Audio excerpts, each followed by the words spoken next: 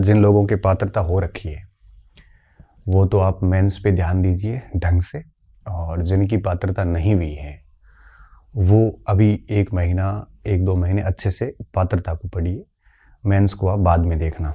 और क्योंकि पात्रता का लगभग 50-60% आपके मेंस में भी कवर हो जाता है, तो आपको पात्रता की तैयारी बढ़िया से करनी चाहिए, जिससे कि मेंस में भी आपको बेनिफिट ही होगा। ठीक है, अब इसको तैयारी को कैसे बढ़िया से किया जा सकता है उस पर हम बात करेंगे। देखिए, मुख्य परीक्षा में क्या फॉर्मेट रहता है, थोड़ा मैं कवर कर लेता हूँ। पहले एक बात देखो, मुख्य परीक्षा के अंदर आपके 120 अंक का सब्जेक्ट है, प्लस 20 का उसका टीचिंग मेथड है, तो कुल मिला के 140 अंक का सब्जेक्ट आ जाता है। ठीक है, और मनोविज्ञान और आईसीटी ये दोनों मिलकर आपके 30 अंक के हो जाते हैं। ठीक है, तो ये हो गए 170, पीछे बचे 130। 130 में से आपके राजस्थान का जो जीएस है ये L1 में 100 का है, यहाँ पे 80 का है। और इसके अलावा आपके कुछ प्रबंधन का भाग, आरटीई और प्लस कुछ सामान्य ज्ञान की कुछ और बातें भी हैं, ये हो जाता 30-50 अंक का। ठीक है, तो कुल मिला के आपके मुख्य परीक्षा के अंदर ये 80 और 50 130 और 30 160 और 140, मतलब ये हो गया आपके 300 अंकों का। मेंस कुछ यूं रहता है 300 अंक का। अगर अपन इसके सामने पात्रता की बात करें, अब इसमें जैसे इंग्लिश है तो इंग्लिश का रहेगा ये 140 का, ये सारा उस हिसाब से रहेगा। जो आपका एसएसटी है तो एसएसटी 120 अंक की एसएसटी रहेगी, और एसएसटी की टीचिंग मेथड रहेंगे 20 के, तो एसएसटी 140 नंबर की रहेगी। इनकी पात्रता में वापस वही 2 भाषाएं रहेगी, 60 अंक का इनका विषय रहेगा। ठीक है, और 60 अंक की भाषाएं रहेगी, 2 भाषाएं लेनी पड़ती है, और 30 का आपके मनोविज्ञान। ठीक है, कितने हो गए 150, तो ये पात्रता का रहेगा। ठीक है, अब जिनकी पात्रता नहीं हुई है उनको पात्रता पे अभी ये 2 महीने फोकस करना चाहिए। कैसे करना है, इसमें बड़ा सिंपल सा मैटर है। आपको मनोविज्ञान पर हर दिन ही पढ़ना है मनोविज्ञान को। आपका मनोविज्ञान अगर बहुत अच्छा है तो ऐसी स्थिति में आप उसको बिल्कुल छोड़ नहीं सकते, 1-आधा घंटा पढ़ते रहिए। क्यों? क्योंकि देखो, मनोविज्ञान के साथ में मेरा ये मानना है कि आप थोड़ा थोड़ा आईसीटी भी पढ़ते रहें। ठीक है, और उसके साथ में ये प्रबंधन और आरटी का पोर्शन भी पढ़ते रहें। तो मुझे लगता है कि डेली आपको 2 से 3 आवर देने चाहिए मनोविज्ञान प्लस आईसीटी प्लस प्रबंधन आरटी को। इससे क्या होगा, ये बहुत बड़ा सेगमेंट है नहीं, और इसके बहाने आप 30 और 50 80 नंबर की तैयारी जो है वो इसके साथ ही कर लोगे। ठीक है ना, और अकेले मनोविज्ञान में भी आप बोर हो जाते हैं, क्योंकि बच्चों ने मनोविज्ञान खूब पढ़ा है। अब पीछे आईसीटी के 3-4 टॉपिक ही है, ज़्यादा नहीं। और प्रबंधन में क्या है, कुछ भी नहीं है। एक एसएमसी एसडीएमसी है, शिक्षा विभाग के नवाचार है, और एक एनईपी है जो शायद यहाँ पे भी बाद में ऐड हो सकती है, क्योंकि इसका सिलेबस अभी मेंस का आना है। और आरटीई है जो इसमें भी है, पात्रता में भी है। देखो, आरटीई तो पात्रता में भी है, प्रबंधन में शैक्षणिक योग्यता वगैरह वो उसमें भी अब ऐड कर रखी है सारी। आपको मैं सिलेबस बताऊंगा आगे, आपको सिलेबस पता ही है। तो मुझे यूँ लगता है कि आपको अभी पात्रता की तैयारी कर रहे हैं तो आपको 2 से 3 घंटे इसको देने चाहिए, जिसमें मनोविज्ञान, आईसीटी और प्रबंधन आरटी पढ़ना चाहिए। कैसे करना है, जैसे मनोविज्ञान शुरू किया, 1 महीने में 15 दिन में मनोविज्ञान जैसे आपने पढ़ लिया, तो फिर 5-10 दिन आप है वो आरटी पढ़ लीजिए, आरटी और प्रबंधन पढ़ लीजिए, फिर आईसीटी की यूनिट चेक कर लीजिए। ऐसे कर सकते हैं। या फिर जैसे 1-आधा घंटा मनोविज्ञान पढ़ लिया है, 1-आधा घंटा आपने आईसीटी और मैनेजमेंट को दे दिया। जो भी है, आपका दिन का एक समय 2.5-3 घंटे का इन चीज़ों को लेके होना चाहिए, जिसमें मनोविज्ञान को ले लो आप, और साथ में मैं देखो रेड स्कोर कर लेता हूँ, ये रेड स्कोर, इसको पढ़ो और इसके साथ में इसको पढ़ लो और इसके साथ में यह पढ़ लो। इससे क्या होगा कि लगभग आपके 60-70 नंबर का मेंस आपका साथ में तैयार होता रहेगा।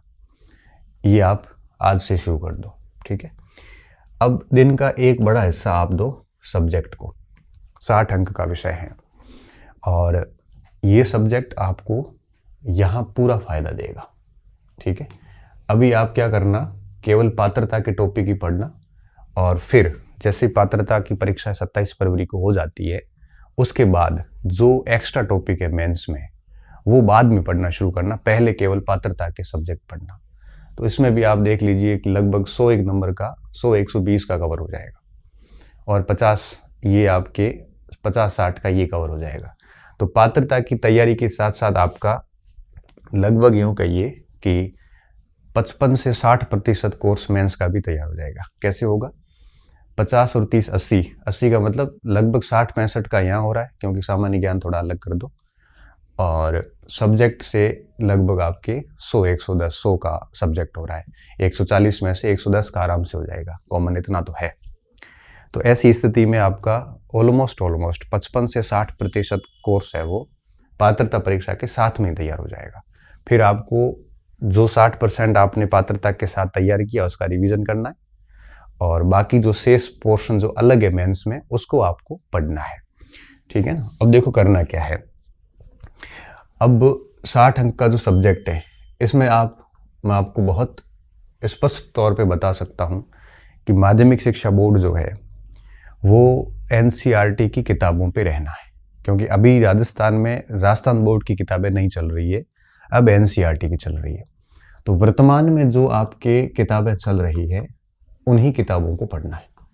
वर्तमान पुस्तकें हैं जो माध्यमिक आरबीएससी में चल रही है, कौन सी, आरबीएससी में जो चल रही है, आरबीएससी में अभी एनसीईआरटी ही है। अब आप मुझे पूछोगे सर नई पुरानी, नहीं और पुरानी कुछ नहीं, इस साल जो आरबीएससी में आपकी 11वीं-12वीं की स्कूलों में किताबें चल रही है वही किताबें आपको पढ़नी है, ठीक है ना। और उनमें क्या करना है, 6ठी से लेकर 12वीं तक की सारी किताबें आपके पास होनी चाहिए। उनके आप जो टॉपिक पाठ्यक्रम है उसको उठाइए और उनको लगा दीजिए। प्री में है तो प्री लिख लीजिए, मेंस में, केवल मेंस में है तो एम लिख लीजिए, और दोनों में है तो P+M कर दीजिए। ऐसे करके और सारी लिस्ट बना दीजिए कि कक्षा 6 में कौन से टॉपिक हमारे प्री मेंस में हैं, 7 में कौन से हैं, 8 में कौन से हैं, 9, 10, 11, 12 में कौन से हैं। और उसके बाद में आप 6ठी क्लास से उसको स्टार्ट करिए। क्योंकि देखो आप कहोगे सर मेरे पास गाइड है वगैरह, तो आप गाइड पढ़ सकते हैं, मैं आपको मना नहीं करूँगा, मगर जो मूल किताबों में बात होती है, अगर आप किसी शिक्षक से पढ़ते हैं, भाई किताबों के सहारे पढ़ रहे हैं तो अलग बिंदु है। बाकी अगर आप गाइड को पढ़ोगे तो गाइड के अपने हिसाब से लिखते हैं, गाइड केवल फैक्ट लिख लेगा, विश्लेषण छोड़ देगा, क्योंकि विश्लेषण सारा ले लेंगे तो गाइड बड़ी हो जाएगी। तो गाइड वालों की मजबूरी ये होती है कि वो एक फैक्ट ले लेते हैं और बाकी छोड़ देते हैं। जैसे 1857 की क्रांति के चैप्टर में कोई फोटो आया हुआ है, तो पिछली बार फोटो पूछ लिए थे कि ये फोटो किसने बनाया। अब वो गाइड वाला तो क्या लिखेगा कि ये फोटो इसने बनाया। आप अगर किताब पढ़ोगे तो फोटो देखोगे ना, और उसके बाद में फोटो देखने के बाद में नीचे जब उसके फोटोग्राफर का नाम पढ़ोगे तो फोटोग्राफर का नाम याद हो जाता है, फोटो आप खुद परीक्षा में याद आ जाता है। इसलिए मैं कहूँगा ये कि अभी इतना समय है कि आप किताबें पढ़ सकते हो। शुरुआत 6ठी से करना, क्योंकि 11वीं 12वीं सीधी समझ में नहीं आएगी। 6ठी 7वीं 8वीं हिसाब से चलते रहो, और 12वीं तक की किताबें जो है उसमें अब देखो पूरी किताबें तो पढ़नी नहीं है, पढ़ना वही है जो कोर्स में है, और धीरे धीरे उसको अंडरलाइन करते जाओ, पढ़ते जाओ। इससे क्या होगा, इससे ये होगा कि आरबीएससी का पूरा पेपर इससे आता है, ये इसका पात्रता का पूरा पेपर है वो इन किताबों से आता है। किसी भी नोट्स, किसी भी आपको कोर्स, ऑनलाइन कोर्स वगैरह में पढ़ने की जरूरत नहीं है। सिर्फ और सिर्फ वर्तमान के अंदर, आज वर्तमान में 11वीं 12वीं में 9वीं 10वीं में 6ठी 7वीं 8वीं में जो किताबें चल रही है वो लाइए और उन्हीं किताबों से अपना काम शुरू कर दीजिए। शॉर्ट नोट्स कर लीजिए। और मैं तो कहता हूँ कि आप पूरा दिन बैठ के मेहनत करोगे 4-4 5-5 घंटे अगर सब्जेक्ट पे, तो मुझे लगता है कि एक सप्ताह में एक किताब निकलती है। एक सप्ताह में क्या 2-2 3-3 दिन में, जब 6ठी क्लास में 3 पार्ट है उसको पढ़ने में मुझे नहीं लगता 7 दिन लगते होंगे। ठीक है 11-12 में टाइम लगेगा, मगर वहाँ चैप्टर भी तो छोटे हैं, मतलब कम है अपने कोर्स में, ज़्यादा चैप्टर भी नहीं है वहाँ के। तो इस तरह से आप दिन का एक हिस्सा जो है वो आप दीजिए, कम से कम 4-5 घंटे का सब्जेक्ट को दीजिए। और सब्जेक्ट के लिए आप रेफरेंस के तौर पे अभी वर्तमान में जो RBSC में NCERT चल रहा है वो पढ़ लीजिए आप। ठीक है, और 2-3 घंटे आप मनोविज्ञान और ICT को बढ़िया से दे दीजिए। ठीक है, और अब शेष बचता है भाषाएं। अब भाषा के लिए आप क्या करना है, आपको एक यूँ कहिए कि रैंडम घुमाना है। दिन का एक समय 2-3 घंटे लैंग्वेज को दे दीजिए। और 2-3 घंटे का मतलब ये हुआ कि जैसे मान लो सुबह सुबह आपने बढ़िया सब्जेक्ट देख लिया, ठीक है, और दिन में आप भाषाएं देख लो, और रात के 2-3 घंटे आप ICT और मनोविज्ञान पढ़ लो। ऐसे कर लो। भाषाओं में आप रैंडम करो। जैसे पहली भाषा है 10-5 दिन उसकी ग्रामर और विधियाँ पढ़ ली, क्योंकि विधियाँ मोटी मोटी कॉमन आ जाती है। उसके बाद में अब जैसे कोई इंग्लिश का स्टूडेंट है तो इंग्लिश में एक भाषा तो उसकी वैसे ही ठीक हो जाएगी। और जैसे कोई हिंदी का स्टूडेंट है या कोई संस्कृत का स्टूडेंट है या कोई सिंधी उर्दू का स्टूडेंट है तो एक भाषा वैसे ही उसकी ठीक हो जाएगी। तो एक भाषा पढ़ी, उसकी मेथड पढ़िए, फिर दूसरी भाषा पे आ गए, ऐसे रैंडम उसको 2-3 बार पढ़ लो। बस इतना ही करना, ज़्यादा कुछ करना नहीं है, क्योंकि ये भाषाएं जो है वो अल्टीमेटली मेंस में काम नहीं आनी है आपके। तो मेन आपको फोकस इस 60 और 30-90 पे करना है। ठीक है, क्योंकि ये दोनों के दोनों मेंस में वापस आने वाले हैं।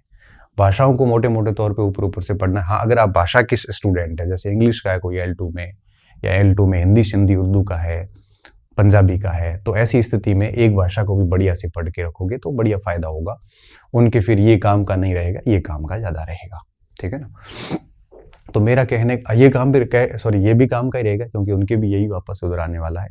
तो कोशिश ये कीजिए कि आप तीनों पोर्शन साथ में लेके चलें। एक भाषा पूरी होती है, दूसरी उठाइए, दूसरी पूरी होती है, वापस पहले उठाइए, और इस तरह से उसको चलते रहने दीजिए। इससे क्या होगा कि कॉन्फिडेंस रहेगा, पूरी पात्रता तैयार हो जाएगी, नेगेटिव मार्किंग है नहीं, और हमें सारे प्रश्न करने, 5वां विकल्प भरना ही नहीं। हमें 5वां विकल्प का मतलब मैं नहीं करना चाहता, ऐसा भरना ही नहीं। हमें तो सभी 4 विकल्प में से सारा पेपर 150 ही करने, नेगेटिव मार्किंग है नहीं।